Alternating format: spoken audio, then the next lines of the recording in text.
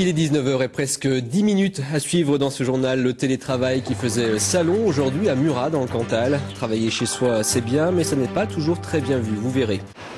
Et il y en a qui travaillent à l'usine et d'autres chez eux. On appelle ça le télétravail. Un forum lui était consacré aujourd'hui à Murat dans le Cantal, une commune qui accueille d'ailleurs depuis 2007 un centre de formation au télétravail. Bilan en 3 ans, 120 personnes ont été formées. 35% d'entre elles ont depuis trouvé et créé leur emploi. En revanche, elles sont toujours en quête d'une certaine reconnaissance. Reportage de Claude Bernard et Jean Jazet. Ils sont télétravailleurs installés avec le statut de micro-entreprise ou d'auto-entrepreneur. Mais la majorité d'entre eux a parfois du mal à se faire reconnaître comme entreprise à part entière. Virginie Stadelman est graphiste. Elle a créé son entreprise de télétravail à Saint-Flour dans le Cantal. Les entreprises avec qui je travaille à distance, ceux qui ne me voient jamais en fait, ils ont besoin de savoir que je travaille dans un bureau, dans un contexte professionnel. Donc c'était important oui, d'être dans un télécentre plutôt qu'à la maison. Depuis 2007, le pays de Murat forme des télétravailleurs venus de toute la France. Mais il sait aussi les accueillir. Installée à Lille, Audrey Bultez a choisi de déplacer son entreprise de télétravail à Murat.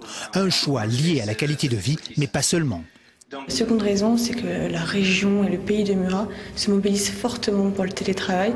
Donc être soutenu comme ça dans notre activité qui est reconnue et valorisée, c'est très attrayant. Les participants à ce deuxième forum du télétravail organisé en Pays de Murat ont donc échangé et tissé de nouveaux liens. Mais ils ont également découvert des expériences de télétravail en entreprise. C'est le cas notamment de Michelin.